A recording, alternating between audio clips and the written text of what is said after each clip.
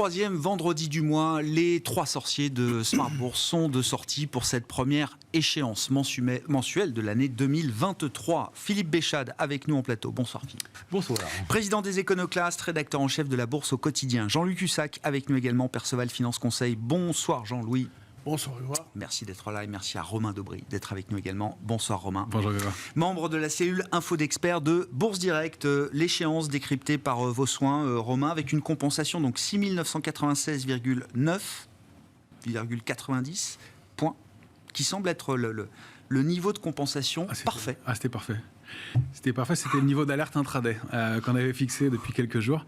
Qu'on est collé autour et une consolidation qui se déclenche assez au bon moment aussi, avec un timing assez parfait, puisque après un rallye de début d'année assez tonitruant et une période de 15 jours, 3 semaines, 1 mois qui va être dense et pour laquelle il est un peu légitime qu'on prenne un peu de pause et un peu d'élan au moins avant de franchir l'obstacle. Donc 544 points de hausse par rapport à l'échéance du mois de décembre, 8,5% presque quasiment, alors, du côté des marchés dérivés et de l'intérêt, baisse d'intérêt, ça c'est assez intéressant parce que on pourrait imaginer que c'est une divergence, c'est-à-dire que quand on monte et que la position ouverte ne progresse pas, c'est-à-dire qu'il n'y a pas de soutien du côté des marchés dérivés.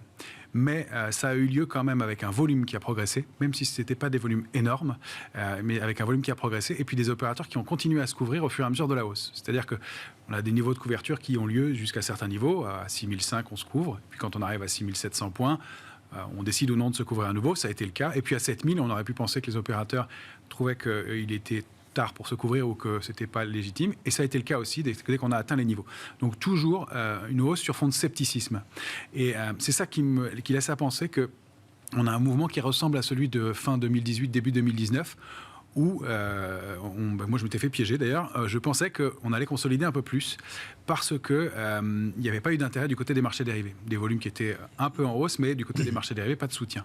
Et j'avais pas lu cette partie-là du marché, c'est que les opérateurs se couvraient et que les volumes sur les indices globalement étaient quand même en hausse et du côté de l'achat.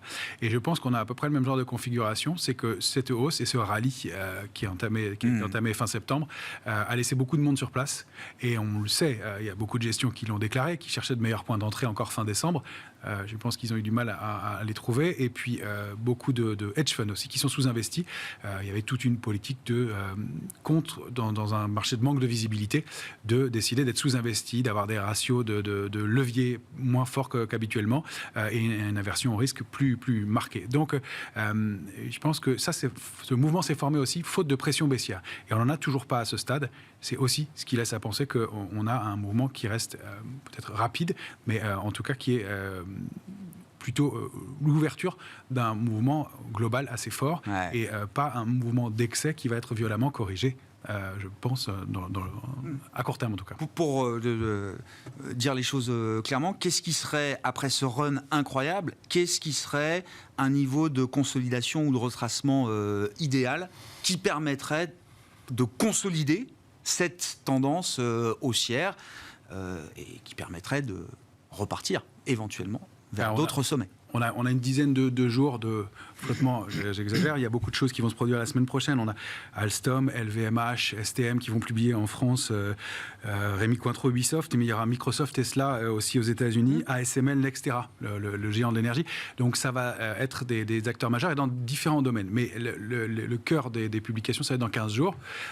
Et donc il y a 15 jours pour consolider un peu. On peut revenir sur l'indice CAC 40 dans une zone 6820, 6865 qui semble un niveau raisonnable de retracement compte tenu du mouvement qu'on a connu. On l'a entamé, donc tant qu'on est sous 6997, on a des possibilités d'aller chercher plutôt ce niveau-là. On voit qu'il y a quand même des forces de rappel. On a baissé un peu fortement. Il y a eu un vrai coup d'arrêt dans la hausse. On est sorti du canal haussier. On a baissé avec un volume supérieur. On a ouvert un gap baissier qui donne un coup d'arrêt dans le mouvement de court terme. Mais encore une fois, des retracements qui sont raisonnables. On pourrait descendre en dessous de ça jusqu'à 6600 sans remettre du tout en cause la tendance. Ce n'est pas le scénario qu'on privilégie, mais compte tenu du marché, de sa volatilité, on peut imaginer des pics d'accélération. En tout cas, 6820, 6865 semble être le niveau de retracement intéressant pour trouver des nouveaux points d'entrée. C'est le risque qu'on prendra, en tout cas, sur ces niveaux-là, après avoir allégé des positions, même si on reste assez investi. Mais on allège, évidemment, sur ces niveaux-là. On encaisse de la performance, bien sûr. Jean-Louis, votre lecture du marché, comment expliquer qu'on n'est pas encore dans quelque chose d'exubérant. Je sais que les choses vont vite. 20-25% de hausse du point bas de fin septembre à aujourd'hui ou au point haut qu'on a marqué cette semaine. C'est spectaculaire. Romain le disait, il y a beaucoup de gens qui ont regardé passer ce train à la hausse. Et on peut le comprendre quand on a vu le marché baisser de 20% ou même 30% et plus pour le Nasdaq en 2022 et qu'on voit ce mouvement-là, on se dit ok, le marché part dans tous les sens. Comment ne pas voir d'exubérance dans ce mouvement de marché? Et vous l'écrivez encore ce matin, Jean-Luc. La construction est saine. Oui, elle est saine parce que, Romain l'a expliqué, il y a eu beaucoup d'achats d'options de vente, de précautions. Les volatilités implicites sont restées en permanence élevées. On est aujourd'hui à 16 à peu près. Quand le marché a fait le plus haut vers 7100 et quelques, on était quoi? On a fait une journée à 13,5, vous voyez. Et par exemple, avant le crash de la Covid, décembre 2019, on était à 9,5. Ouais, c'est ça, on était sous les 10. Ça n'avait rien à voir. Ouais. Et surtout aussi, c'est le temps passé à 10, 9, 10, 11. À l'époque, les opérateurs savaient clairement pas quoi faire. Alors ils se disaient, on va vendre des puts.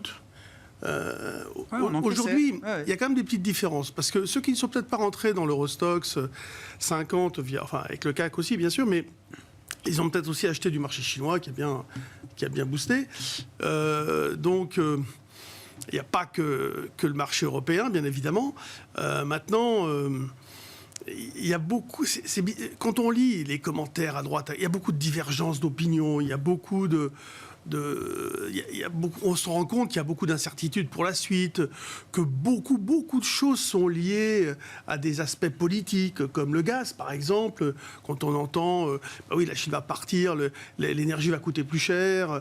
Oui, mais il y a aussi des moyens de ne pas provoquer ce qu'on a provoqué au mois de juillet, qui ferait que peut-être que le gaz, on arrivera à contrôler son prix. Là, on va en reparler tout à l'heure, mais l'échéance... Enfin, on est au plus bas, là, depuis... sur le gaz, depuis la guerre en Ukraine. Depuis, fin 2021, maintenant. Oui. Et, oui, mais attention, l'échéance novembre 2024, elle est à 37% plus chère. Ouais. Et donc ça, on en tient compte. On se méfie déjà. Donc tout ça, c'est pris en considération. Et donc, on a des marchés qui ne donnent pas actuellement le signal qu'ils sont prêts à baisser sensiblement. Toujours pas. Donc moi, je pense que je m'étais fixé un objectif potentiel max à 6650, 6620. Vu les circonstances, peut-être qu'on peut s'arrêter à 6008. Bon, il faudra voir... Vous parlez du retracement, de la consolidation. Oui, d'accord. D'un retracement pour prendre position à l'achat. Parce que pour l'instant, il y a le retournement de tendance, moi je le verrais plutôt sous les 6006. Bon, on précisera en fonction de la descente. Mais en gros, jusqu'à 6650-20... Oui, c'est assez précis. Hein. Ouais. Mais j'avais fait ça à 6400. J'avais acheté à 6420, vous vous souvenez, où je disais on reste acheteur et on peut acheter jusque là. Ouais. On a fait un peu plus bas. J'avais mon signal sous 6370, on l'a pas fait. On est resté au-dessus et le marché a repris 800 points. Non, mais donc, il faut plus que quelques séances de baisse de 1 ou 2% pour retourner qu'on voit depuis le mois d'octobre. Non, mais là, c'est bien construit, c'est solide, il n'y a pas d'effet domino potentiel. Les marchés, je pense, peuvent perdre 300 points sans se fragiliser, sans provoquer quoi que ce soit de nouveau. Et je vous dis, aujourd'hui, ils n'en voient pas du tout le signal, qu'ils sont prêts à baisser sensiblement. Parfois, on peut se dire, oh là, ils se fragilisent. Là, on ne peut pas dire qu'ils se fragilisent, sinon l'aspect psychologique du niveau de prix, où on se dit, waouh, c'est trop cher. Mais c'est trop cher. Non, c'est quoi, c'est trop cher? On a bien payé 7004. Oui, et puis c'est une question de valorisation. C'est valorisé 12 fois à peu près les prévisions de bénéfices sur le Stoxx 600. On était à 10, voire moins de 10, ce qui était quasiment un plus bas historique, modulo le point bas de mars 2009. Bon, la moyenne historique, c'est autour de 14 pour le Stoxx 600. Beaucoup de chiffres sont bons actuellement, en plus, sur les annonces de société, c'est plutôt pas mal. Philippe, chaque fois que je regarde le CAC 40 Total Return, je pense à vous. Et donc j'ai constaté que... oui, je sais, je travaille un peu avant de vous recevoir. Non mais, on est revenu à 0,6% du pic historique pour le CAC 40 Total Return, dividende réinvesti, qui était à 21 038 points le 5 janvier 2022. on est revenu à 0,6% de ce niveau jeudi au point haut du marché. Absolument. Il y a 0,5% de la meilleure clôture qui était 21 015. Et il faut se souvenir de ce 5 janvier où l'année 2021 était une année folle et on va dire que la tendance haussière courait sur son air. Il y avait toujours les derniers qui cherchaient à rentrer dans le marché. C'était le FOMO du 2 au 5 janvier. Ça payait à la désespérée. Et puis on regardait les niveaux de valorisation, les PE, et on se disait, ouais, c'est quand même un peu dingo, quoi.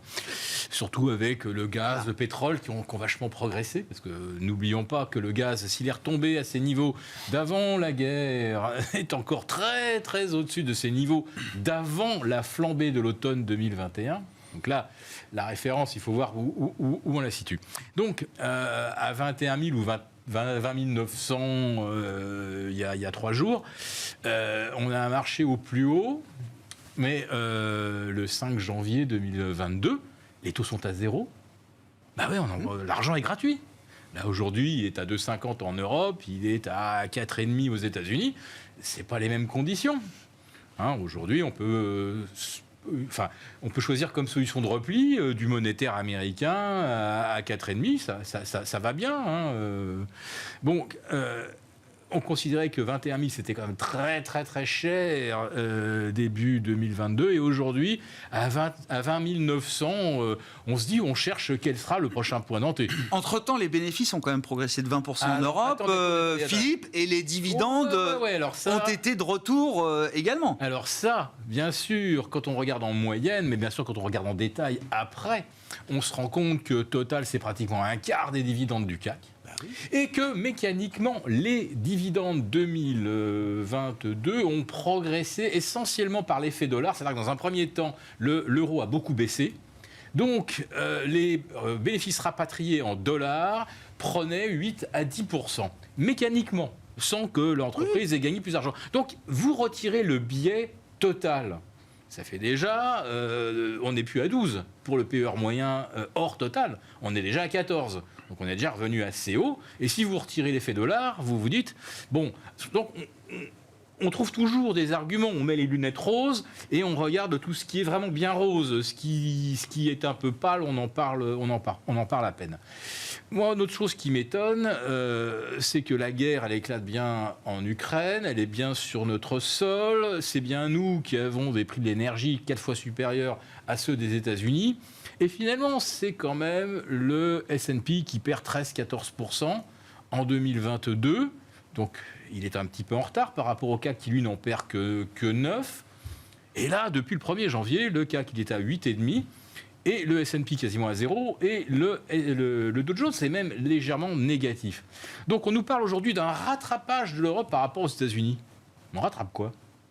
On était déjà en avance au 31 décembre. Philippe, on rattrape 20 ans de sous-performance et une décote historique entre la valorisation de l'Europe et la valorisation américaine. Le PE du S&P est à, je sais pas, peut-être 15, 16, 17. Oui, mais à ce moment-là... Mais c'est ça l'écart qu'on rattrape, Mais Philippe. pourquoi on décide de rattraper ça maintenant ? Et pourquoi on cite, on rattrape 10 ans de sous-performance ? Pourquoi les a-t-on pas rattrapés en 2021 ou en 2022 ? C'est toujours facile de dire, ah oui, mais regardez, sur 50 ans, on est très en retard. Oui, je suis sûr qu'on y sera encore quand on sera... sur 10 ans, je vous le fais sur 10 ans. Sur 10 ans, on est très en retard. Il y avait les GAFAM, etc. Ça a joué. Bon, on n'en a pas en Europe. Mais pourquoi d'un seul coup décide-t-on qu'il faut rattraper le retard en 2022, l'année où d'un seul coup l'Europe cesse complètement d'être concurrentielle, avec une énergie beaucoup plus chère, avec une inflation très forte, avec des consommateurs qui vont évidemment pas suivre. Donc il y a quand même pas mal de choses qui doivent nous questionner. Mais moi, je suis d'accord avec Jean-Louis et Romain. Je vois la construction. Et qu'est-ce qui construit cette hausse ? C'est certainement pas la psychologie humaine. Donc, ce sont effectivement des phénomènes mécaniques. Et je dirais que les algos sont aujourd'hui, ce sont bien des intelligences artificielles apprenantes, et ils ont même fini par apprendre en fait ce que souhaite celui qui les programme, c'est-à-dire d'avoir des phases haussières les plus longues et les plus régulières possibles. Et là, je parle de quelque chose qui est très très précis, puisque les angles d'impulsion des différentes vagues ont exactement le même angle, exactement, avec souvent la même durée. et souvent le même phénomène de volume qui ont tendance à baisser au fur et à mesure qu'on gagne du terrain, ce qui est quand même assez... Donc c'est quoi, c'est ChatGPT qui fait le marché, c'est ça, Philippe? Non, parce que ChatGPT, il sait ce qu'il doit répondre. J'en sais rien. ChatGPT, Fais-moi monter le marché. Non. Il sait ce qu'il doit répondre, mais aujourd'hui, je dirais que les algos savent aussi ce qu'ils doivent faire, c'est-à-dire essayer de gommer toutes les aspérités. Et les mouvements haussiers sont d'une telle régularité, ça n'existait pas, ça. Enfin, on a de l'expérience, hein, tous ceux qui sont autour de ce plateau, on a 20 ans d'expérience, on n'a jamais vu oui, bien sûr, Jean-Louis, on n'a jamais vu des mouvements d'une telle régularité et surtout avec des angles de progression absolument identiques. C'est absolument impossible si on se fie à la psychologie humaine, qui est complètement, à mon avis, bannie aujourd'hui. Bon, mais ça reste la réalité des marchés tels qu'ils fonctionnent, et tels qu'ils sont opérés aujourd'hui. J'entends votre discours. Les marchés, ils sont devant un casque de réalité virtuelle. Donc, dehors, s'il pleut, s'il neige, si vous avez dans votre casque de réalité virtuelle la plage de Bora Bora, vous vous dites vive le Bermuda. Donc, voilà. Mais c'est vrai qu'il y a une déconnexion de plus en plus profonde. Et je dirais même que ça serait très facile à voir si d'un seul coup, par exemple, au mois de décembre, après que le CAC ait repris 20%, d'un seul coup, il en perd 7-8, comme ça, brutalement. Mais les derniers acheteurs, on leur aurait dit, mais attendez, vous avez payé quoi, là ? Vous avez de l'argent qui était à 0, il est maintenant à 2,50. Les perspectives 2023, c'est probablement pas de croissance. Vous achetez quoi à 6600 ou 6700 sur le CAC ? Bon, aujourd'hui à 7000, on paye et on est très très heureux. Mais parce qu'on est discipliné et qu'on suit, effectivement, on a les canaux, on travaille dedans. Mais notre conviction profonde, il faut qu'on soit honnête. On ne comprend pas où on est aujourd'hui. Mais, mais non, Philippe, je ne suis pas d'accord. Bon, je suis pas d'accord. Moi, je fais partie en tout cas de ceux qui se feraient engueuler comme du poisson pourri si je disais quand j'ai vu qu'on franchissait 6009, j'ai payé parce que ça allait fort.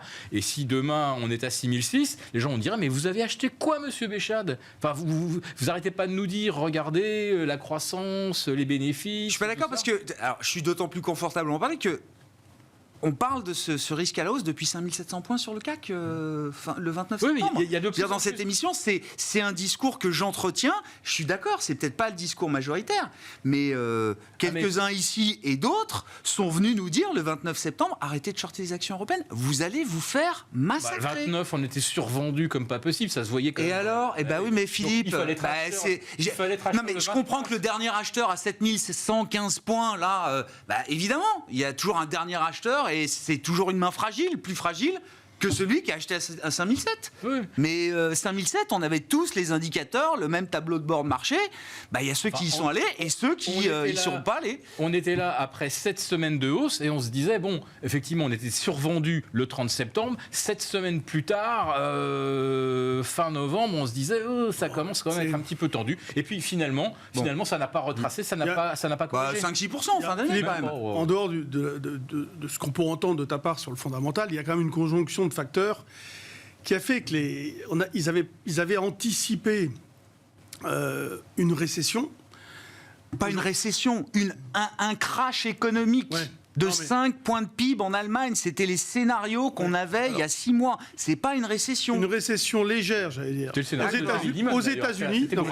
Exactement. On a vécu avec ça quand même pendant des mois, Philippe. Ils avaient prévu donc une récession légère aux États-Unis et encore. Et ils avaient prévu une très forte récession en Europe. C'était ça les scénarios. Et pas de baisse des taux avant 2024. Donc, des acteurs globalement hyper méfiants. Et là, ces dernières semaines, ça a été... on aura peut-être une baisse des taux d'intérêt fin 2023, au courant ce deuxième semestre. Et pas de récession aux États-Unis et à peine en Europe. Donc, ça crée des phénomènes de contre-pied importants. C'est ça, les contre-pieds. Alors après... Oui, mais...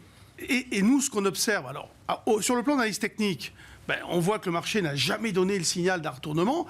Et quand il venait en arrière, on disait, non, mais là, on sent bien qu'il y a des possibilités de comme j'avais dit à l'époque, le risque était asymétrique et que ça ne pouvait qu'aller mieux presque. Parce qu'on avait vraiment anticipé beaucoup de mauvaises choses. Et on est pour l'instant dans cette ère, comme tu le disais, avec un paquebot qui avance et qui met du temps à s'arrêter. Donc pour l'instant, on est là-dedans. Alors, et c'est là où je disais tout à l'heure, il n'y a pas de signal que le marché puisse encore se retourner rapidement, violemment, durablement, etc. Absolument, il n'y a pas de signaux. Mais alors, on a un espoir clair. On est dans une zone. On peut considérer effectivement des excès, et c'est toujours ce qu'on regarde. Et encore une fois, c'est ce à quoi sert l'analyse technique. Déjà, c'est donner des niveaux de retournement. On a des scénarios privilégiés, et puis si on les rompt, ce qui nous est arrivé avec Covid, sous 5650, on n'avait plus de position du tout. Et on a attendu, ou voir des positions baissières, et on a attendu que ça se calme. Là, c'est cette construction et cette hausse, elle se fait avec du scepticisme. On a, pour donner, si on doit donner une gradation sur le niveau d'optimisme des opérateurs, on a été en zone de vigilance, d'alerte forte sur les indices pendant toute l'année dernière, et à juste titre. On a touché du doigt le niveau d'optimisme, donc que j'ai fixé sur mais on le voit très bien graphiquement, sur le VIX, sur la volatilité, donc sur l'indice S&P 500, qui est un niveau situé entre 15,40 et 18,65. On est passé sous 18,65 quelques heures, et on est remonté au premier warning, tout de suite surcollé dans la zone 18,65, 21,50, que j'ai fixé comme zone de vigilance. Donc on a effectivement monté relativement rapidement sur les indices européens. Sur les indices américains, c'est beaucoup plus calme quand même en début d'année, et on est toujours en zone de vigilance en termes de 2019, on passait des mois à 10 sur la vol américaine ou européenne. Ce qui veut dire qu'on peut arriver en optimisme et descendre dans le bas de la zone d'optimisme, c'est 15,40. Si on passe sous 15,40, on arrive en complaisance. Et encore, j'ai remonté le niveau d'un cran parce que le coût de la volatilité a augmenté. Le coût de l'assurance est plus cher. Mais je l'ai monté entre 12,10 et 15,40. Et ça, on peut y passer effectivement des mois. Donc ça veut dire qu'avant d'arriver à la complaisance, on a ce critère-là maintenant de lecture de marché sur la finance comportementale, mais qui est prise avec des curseurs qui bougent à toute vitesse. Il faut les faire bouger plus doucement, ces curseurs-là, et on n'est pas rentré dans cette zone, ne serait-ce que d'optimisme. On y a mis un doigt en début de semaine, et ça a été tout de suite invalidé. Je vous laisse continuer, Romain, mais pour avancer un petit peu dans l'analyse de marché, est-ce qu'il y a des éléments nouveaux dans la dynamique ou les dynamiques de marché sur le plan sectoriel, par exemple, ou est-ce que ce qu'on a identifié comme étant des secteurs forts à travers 2022 dans le rebond qui est engagé depuis le 4e trimestre, est-ce que ce sont toujours des secteurs qui sont en tendance, en surperformance? Est-ce que c'est normal de voir des effets de rattrapage, alors l'effet janvier, des effets de rotation de secteurs qui sont très en retard? Est-ce que c'est des tendances qui s'annulent, qui se neutralisent? Est-ce que des choses sont en train de changer de ce point de vue-là? Je pense que ce sont des changements énormes qui sont en train de se mettre en place, et très forts et très structurels. On les avait évoqués il y a un mois de ça, et ils se confirment pour l'instant. La value, clairement, tient le haut du panier, et elle fonctionne très bien. On avait dit que ce qui a été une tendance de 2022. La surperformance de la value a été une tendance continue en 2022. Et elle se confirme déjà en ce début d'année. On le voit, et les technologiques, en revanche, ont plus de mal. Qui licencie en ce moment c'est les valeurs technologiques américaines. Mais le secteur, on sent que le secteur rebondit un peu quand même. Il est en bas. L'indice sectoriel Stoxx 600 Tech reprend quand même un peu de hauteur. On a vu des tentatives du Nasdaq sur une séance ou deux. C'est tentative. On a eu près de 8% de hausse sur les indices européen. On doit être à l'équilibre sur le Nasdaq, et le Dow Jones, qui était très surperformant l'année dernière, doit être un tout petit peu au-delà d'1% à l'heure qu'il est. Donc il y a beaucoup de retard quand même sur les indices américains. Le S&P, pour pas dire de bêtises, c'est 1,30% de hausse hier soir par rapport au début de l'année. En revanche, lui, il est construit avec un peu plus de soutien du côté des marchés dérivés. C'est peut-être un peu plus propre. Donc ça ne veut pas dire qu'il faut jeter la technologie complètement. Ça veut dire qu'il va falloir faire plus de discrimination, et le niveau de performance ne sera peut-être pas équivalent à ce qu'on a connu les années précédentes, et qu'il y a des choses à aller chercher ailleurs. Et on le voit sur des titres, on avait évoqué la dernière fois des valeurs comme Michelin, qui sont quand même des valeurs qui ne sont pas sexy, qui étaient un peu au banc. Elle a quand même pris 15% depuis qu'on s'était parlé. Elle bouge un petit peu, elle revient sur des niveaux techniques autour de 28. Ça se passe plutôt pas mal de ce côté-là. Et Michelin, c'est elle qui allait licencier au mois de novembre, et qui finalement annule, et qui dit qu'elle a besoin d'employés. Et qui garde les gars dans les usines. Voilà. Donc il y a une rotation qui se passe concrètement, techniquement, de ce côté-là. Et puis on la voit sur les les mouvements de fond, effectivement, l'Europe, oui, qui surperforme. Il y a l'Asie, où il se passe des choses. Autant j'étais assez frileux il y a quelques mois de ça, parce qu'on avait quelque chose de très, très fermé. Depuis qu'il y a eu cette grogne, et depuis la réouverture, suite à la dureté de la politique sanitaire, et bien depuis qu'il y a eu la grogne et qu'on a commencé à entendre parler de d'émissions, et que ça s'est su à l'international, il y a une ouverture. Comme par hasard, les marchés... Ça redevient investissable. Et ça redevient un peu investissable. Alors, on peut avoir un peu peur, et il y a de quoi de se dire qu'il peut y avoir des changements politiques dans un contexte qui est clairement dictatorial. Maintenant, sous forme de panier de valeurs et avec, encore une fois, une pondération mesurée, il y a des choses extraordinaires à faire sur des Alibaba, des Tencent, des choses comme ça. Je serais plus mitigé du côté des semi-conducteurs, qui ont été des secteurs très forts, etc., mais pour lesquels il y a pléthore, pour l'instant, de semi-conducteurs sur le marché, et ce sera probablement pas aussi fort dans les tendances. Donc, il y a des grands mouvements qui se dégagent de ce côté-là. Côté énergétique, oui, je pense que ça reste toujours un mouvement de fond. C'est pas terminé, même si sur l'énergie en elle-même, et on y viendra plus en détail, ça patine. Et effectivement, Total n'est pas sur 3 semaines là. C'est plus le leader qu'on a connu en 2022. Exxon, je pense qu'il y a encore du potentiel. Voilà. Et puis il y a toute l'énergie renouvelable. Il y a la cybersécurité. Et dans des secteurs technologiques, il y a l'intelligence artificielle. Il y a des paniers de valeurs dessus qui sont très intéressants, qui donnent des signaux de frémissement. Donc en fait, c'est pas de jeter tout un secteur ou un autre, c'est de regarder et de discriminer et de changer son prisme d'observation des marchés et de voir quels vont être les prochains leaders. Et je pense qu'ils ne seront pas les mêmes que ceux des 10 dernières années. Il se passe quelque chose clairement de ce côté-là et ça se confirme jour après jour. Puis il y a les nouvelles, celles qui vont apparaître, celles qui vont créer ce nouvel environnement et donc qui seront rachetées probablement par les grosses, celles qui ont des moyens et des capitaux. Dans la technologie, encore une fois, je vois des valeurs comme Google, Alphabet, qui sont bien au cœur de la base de données. Et donc pour l'intelligence artificielle, il faut des bases de données. Et Google, c'est absolument tout. Si c'est la base de données la plus géante possible, je pense que ça va être un acteur qui va surperformer dans les années qui viennent, très clairement, plus que les autres GAFAM de l'époque. Est-ce que ça bouge du côté des small et mid, Jean-Louis ? Parce que là aussi, c'est vraiment un des indices qui sont, en Europe en tout cas, parce que je crois qu'aux États-Unis, c'est le Russell 2000 qui est plutôt l'indice leader de ce début d'année 2023, mais en Europe, il y a toujours cet écart et cette sous-performance des small et mid. Alors, on est loin de retrouver l'intérêt qu'il y avait à une époque où il y avait un intérêt, on va dire, régulier. Oui. Là, il reste, pour l'instant, il y a un retour, ça c'est clair, bien sûr, quand même, mais ça reste très ponctuel.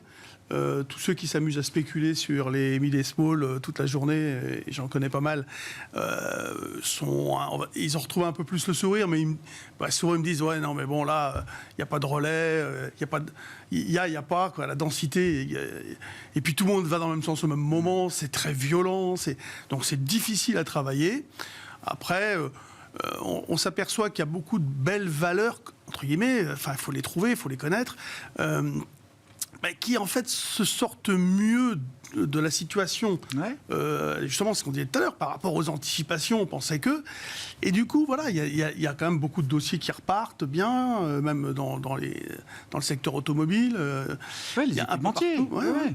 On voit quand même, oui, des choses plus positives. Bon, tout n'est pas en rose, mais c'est quand même beaucoup mieux que ce qu'on a connu en 2022. La Chine, ça a repris 50% quand même.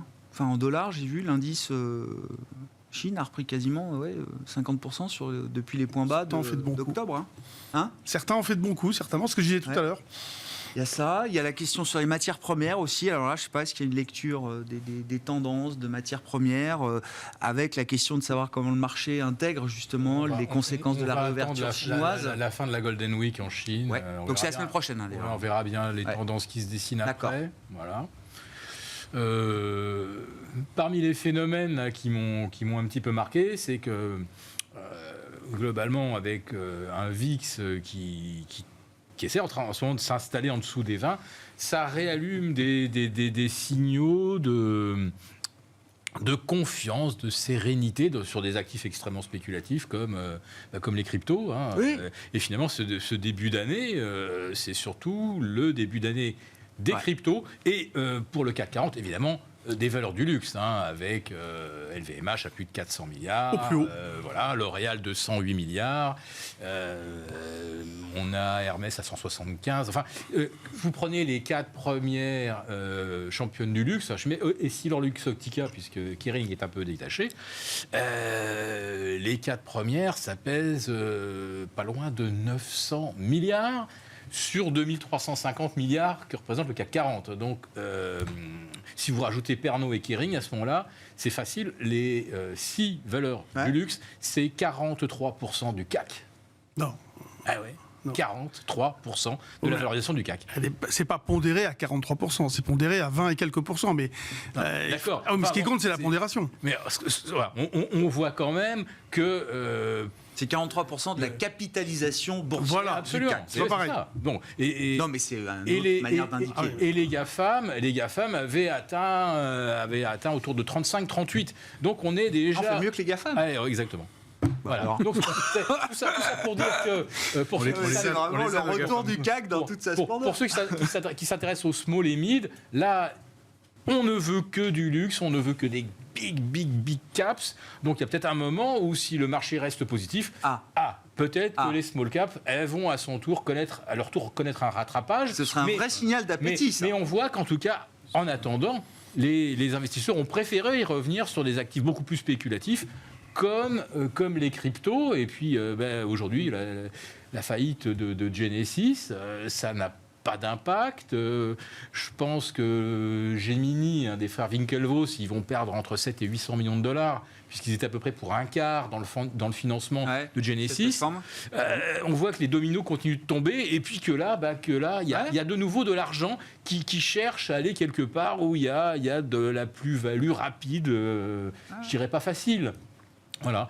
Et je pense qu'il aurait été plus raisonnable qu'on voit d'abord les mid-cap progresser, puis ensuite, on va vraiment aller sur les trucs les plus spéculatifs. Pour l'instant, non. L'échelle des risques n'est pas forcément bien respectée de ce point de vue-là. C'est ça le message. Bon. Après, les cryptos, c'est vraiment une classe d'actifs à part aussi, peut-être, par rapport au marché traditionnel. 30%, boursier. Quasiment 30%. Ah oui, bien sûr. Depuis le 1er janvier. Bon, c'est énorme. Un mot des devises, je ne sais pas, est-ce qu'il y a quelque chose à dire là aussi sur l'euro-dollar? Il y a ce début de commencement quand même de détente du dollar. Alors est-ce que c'est une ligne qu'on peut prolonger sur 2023? On est sur un niveau charnière sur l'euro-dollar. On a débordé à 1,0720, 1,0760, l'oblique baissière qui était active depuis 2008. On l'avait débordé en 2020, on est repassé en dessous en 2022. On est dans un canal haussier, on est sur la borne haute du canal haussier sur l'euro-dollar et on a redépassé ce niveau-là. Donc techniquement, il faut qu'on le confirme plusieurs jours, plusieurs clôtures, mais on est en train il y a une invalidation importante qui se met en place. Surtout qu'il y a une position spéculative sur l'euro-dollar qui est au plus haut depuis 2 ans. Donc il y a vraiment un mouvement fort qui s'est mis en place. On avait parlé la dernière fois d'une petite correction de court terme, elle n'a pas duré très longtemps, et on est allé former de nouveau plus haut. Il va falloir voir si comment on s'articule autour de ce niveau-là. Au-delà de 1,0720, 1,0760, il y a des intermédiaires, 1,0878, 1,0967, puis un 11,04. Le retracement idéal, ce serait aux alentours de 1,0678. Là, on pourrait continuer à acheter, mais il n'y a pas de signaux de retournement à court terme, c'est un mouvement haussier. Si on regarde le dollar, c'est un peu différent. On arrive sur des niveaux techniques majeurs, il y a un peu d'incertitude. Donc, il va falloir faire la balance entre les deux. Ce n'est pas un mouvement facile à lire et c'est toujours très compliqué sur l'euro-dollar. En tout cas, on passe à un niveau clé, vraiment. Oui, le dollar est quand même un actif central, majeur, qui peut donner la tendance pour beaucoup de classes d'actifs dans le monde. Alors, on a le dollar index. Oui, voilà, c'est ça. Toute petite parenthèse, le dollar index, il est retombé sur 1,02 et il peut aller chercher un support qu'on a testé en mai dernier, qui était autour de 1,005. On est presque arrivé au bout quand même. Si on regarde le dollar index, là, si on casse les 100, alors là, oui là, il se passe quelque chose. Ouais. Bon. Moi, je suis passé haussier il y a longtemps, donc au-dessus de 1,0160, 1,02. Pour moi, c'était clair, ça reste haussier, mais on voit que l'eurodoll reste collé sur les points hauts, aucun signe de faiblesse, achat sur repli jusqu'à 1,04 potentiellement. C'est pas si loin que ça, non ? Non, mais bon. Oui, mais on a fait 1,04 quelque chose là dans le trou là, vite fait. Enfin, ça n'a pas duré longtemps, hein. Mais donc voilà, et c'est orienté à la hausse. Après, l'eurodoll, c'est vraiment, on le voit très bien, c'est calé sur les évolutions des taux souverains et puis des anticipations qui sont faites. Avec donc, dans l'idée toujours pareil, les taux américains baisseront, etc. Donc l'euro sera peut-être un peu mieux, plus favorisé. On reste sur des anticipations comme ça, et tout en haut. Sans signal qu'il y aurait un possible retournement. Non, pas pour l'instant en tout cas. Dans les matières premières, l'or affiche une belle régularité dans la hausse depuis une paire de mois maintenant, facilement, Romain. Il y a une validation importante sous 1688. Ouais. On a fait une fausse sortie d'un grand trading range et on l'a réintégré assez puissamment. Et il respecte graphiquement tous ces niveaux les uns après les autres pour arriver à 1909. Et il est en train de s'installer au-dessus pour l'instant. Il accélère encore un peu. 1970 la prochaine et c'est 2070 le haut du trading range. Donc il y a manifestement encore du potentiel, ça va très vite. Maintenant, c'est quelque chose qu'on surpondérait depuis longtemps, donc on a attendu un peu avec. Ouais. Oui, c'est un actif qui ne rapporte rien, mais qui, quand il bouge pas mal, et c'est bien de l'avoir dans un portefeuille investisseur, et on continue à l'avoir. Même si on arbitre, on fait des écarts. Quant à l'argent, on donnait un niveau d'accumulation de la 18,70 et une première zone de résistance majeure, 24,40, 25,32. On bute dessus depuis plusieurs jours. On va essayer de trouver des points d'entrée pour renforcer les positions qu'on a allégées sur ces niveaux-là. Mais de la même façon, et pour des raisons industrielles, ça reste une de nos pondérations importantes. Donc oui, un trend de fond qui est important. On le voit d'ailleurs parmi les secteurs globalement, tout ce qui est, avec la réouverture de la Chine, tout ce qui est ressources de base dans les secteurs qui surperformaient, continue à surperformer doucement, effectivement, depuis quelques temps. Et puis, pour dire un mot aussi des small et mid caps, puisqu'il y a quelque chose sous forme de panier, c'est assez décousu, mais quand on regarde sous forme de panier de valeur, juste en regardant ce qu'on appelle la force relative, donc la performance de ce panier par rapport à des indices, si on le regarde par rapport au CAC 40, c'était en ligne et ça surperforme très légèrement. Donc, même sans faire de discrimination parmi les dossiers, en achetant de façon globale, il y a quelque chose qui se joue aussi de ce côté-là, qui se mettait en place, qui frémissait, qui là se confirme. Donc, il y a de l'intérêt aussi de ce côté-là. On recherche, mais peut-être de façon un peu globale. Alors l'or rapporte rien, mais a beaucoup progressé. Le Bitcoin ne rapporte rien, mais a beaucoup progressé. Donc ça répond à peut-être des envies, enfin des problèmes psychologiques. Je m'assure, les taux j'achète baissent, de l'or. Oui, le Bitcoin, c'est l'espoir de faire. Non, mais c'est le jeu aussi. Hein. Oui. Le jeu, d'un côté, le Bitcoin et l'espoir. Moi, je vois la corrélation avec les taux réels. Les taux réels ont beaucoup remonté. Oui, mais pareil. Ça se calme avec la baisse des taux et la désinflation. L'euro. Donc pour moi, c'est des actifs qui sont corrélés aux taux réels. Je vais me faire l'avocat de l'or. D'abord, effectivement, l'argument l'or ne rapporte rien et tous les 6 semaines, je prends 50, 75 points de mieux sur le rendement de mon monétaire. Là, évidemment, d'ici mars, il n'y a plus grand-chose à gratter. Et non. La deuxième chose, c'est est-ce que les banques centrales vont effectivement remporter la bataille face à l'inflation ? Jusqu'à présent, elles ont toujours remporté la bataille en mettant 100 points de plus que le taux d'inflation. Elles sont encore à 600 points de moins pour la BCE et environ 400 points de moins pour la Fed. Oui, mais c'est bien parce que les taux d'inflation baissent. Mais je dirais que pour quelqu'un qui a de l'or, je veux dire que la victoire des banques centrales, elle me paraît quand même pas garantie à 100%. Donc avoir de l'or, je pense que c'est pas complètement idiot. Alors maintenant, moi en tant que détenteur d'or basé en Europe, c'est vrai que depuis le début de l'année ou même depuis fin septembre, la performance, elle est corrigée de l'effet devise. Elle est de 7 ou 8%. Oui. Voilà, donc ça reste raisonnable. Voilà. Mais un Américain, lui, il avait tout intérêt, effectivement, à miser là-dessus. Et grosso modo, ça fait mieux que le Nasdaq, beaucoup mieux. L'or a fait mieux que le Nasdaq, ouais. Oui. Bon, enfin, c'était difficile de faire pire que le Nasdaq, non? Parce qu'en réel, ça a dû faire moins 35, le Nasdaq, l'an dernier. Ouais, c'est ça. Et par rapport au 20 janvier 2022, la sous-performance reste encore supérieure à moins 30. Voilà, donc... et là, il y a comme on disait, les constructions, là, la construction, elle est baissière et on n'a pas non plus de signal de retournement. Voilà. Bon, pour se résumer, messieurs, oui, donc... oui, un dernier mot, ouais, bien sûr. par exemple sur Orpea. Oui. C'est une valeur qui a fait un peu l'actu. Les considérations techniques sur ce genre de dossier sont extrêmement dangereuses. C'est une société qui a besoin qui va faire des augmentations de capital, etc. Donc tout ce qui est vendeur à découvert, par exemple, qui pourrait correspondre justement à une logique fondamentale, il faut vendre. Quand ils font des augmentations de capital très dilutives, notamment, il y a des problèmes de prêt-emprunt, etc. Donc, il faut vraiment, vraiment, vraiment se méfier. Je pense que chez vous, vous avez dû interdire la vente à découvert, j'imagine. Mais c'est vraiment, si vous voulez, quand les gens vendent à découvert, le broker peut leur dire du jour au lendemain, il faut racheter, quel que soit le prix. Donc, c'est ce qui crée aussi ces mouvements incroyables. Le qu'on voit là sur une séance. Quand la direction dit attention, c'est pas forcément bon ce qui nous arrive. Oui, d'accord, mais il y a, si vous voulez, des règles de fonctionnement sur les marchés financiers qu'il faut connaître. Et ces règles légitiment le prix, légitiment tout le fonctionnement et la sécurité des acteurs. Et là, il y a un problème sur le prêt-emprunt. Il faut faire très attention. Absolument. Et si d'un seul coup on nous annonce que les négociations reprennent avec la CDC, ouf. La caisse dit que l'offre est toujours sur la table. Hein. Absolument. Bon, enfin, oui, dossier...